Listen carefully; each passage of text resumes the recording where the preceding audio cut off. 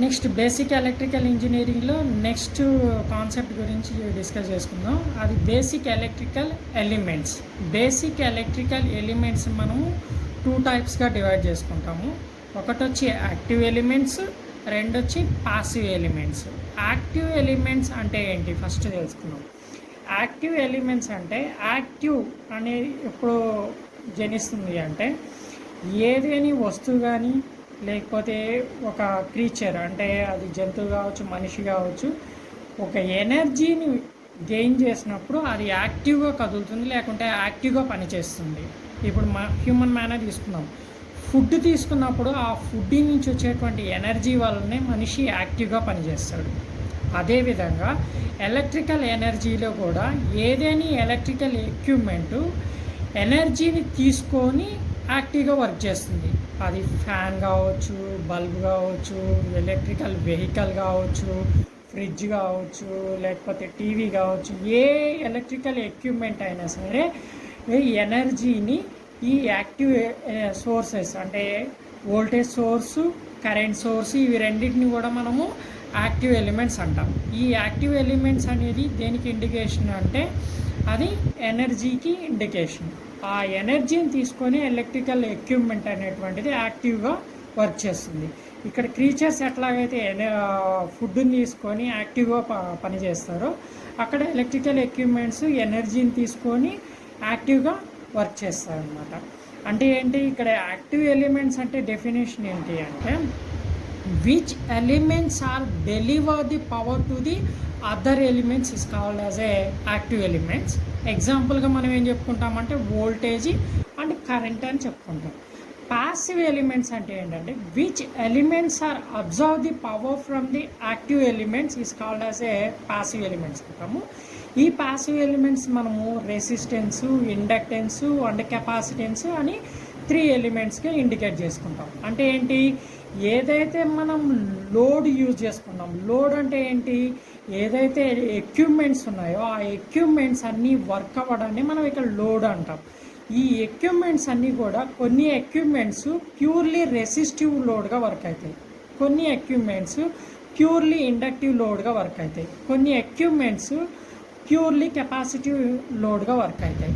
For example చూడండి, filament bulb తీసుకున్నట్లయితే resistive లోడ్గా work అవుతుంది. అంటే అక్కడ బల్బ్ వెలుగుతుంది అంటే అక్కడ ఉండేటువంటి లోడ్ ఏది అంటే రెసిస్టివ్ లోడ్. అదే మనం ఫ్యాన్ తీసుకున్నాం అనుకోండి, అది combination of resistance and inductance and capacitance.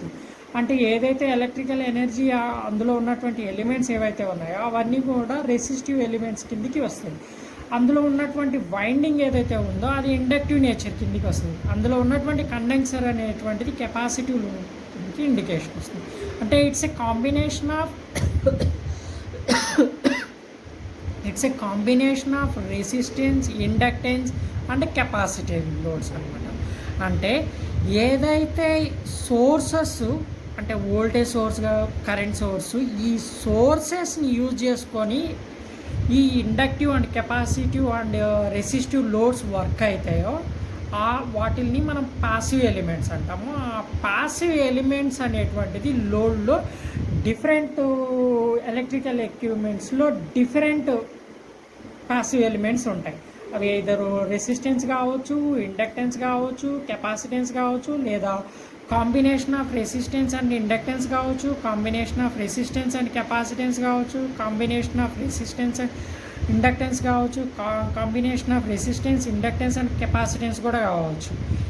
ఏవైతే ఈ పవర్ని తీసుకొని వర్క్ అవుతూ ఉంటాయో అవి పాసివ్ ఎలిమెంట్స్, ఏవైతే పవర్ని డెలివర్ చేస్తూ ఉంటాయో అవి యాక్టివ్ ఎలిమెంట్స్.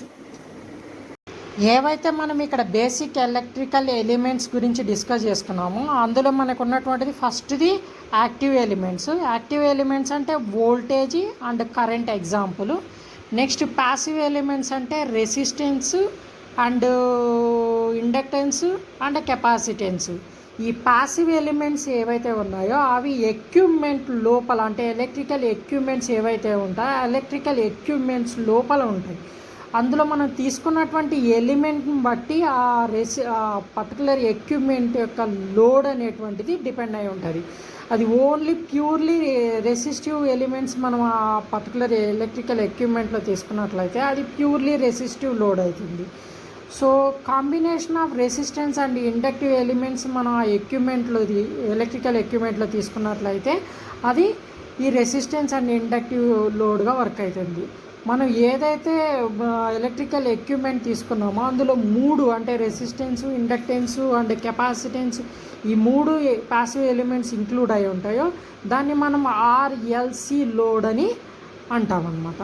సో ఈ బేసిక్ ఎలక్ట్రికల్ ఎలిమెంట్స్లో ఉన్నటువంటి active elements and passive elements గురించి మీరు ఇంకేదైనా డౌట్స్ ఉంటే కామెంట్ చేయవచ్చు.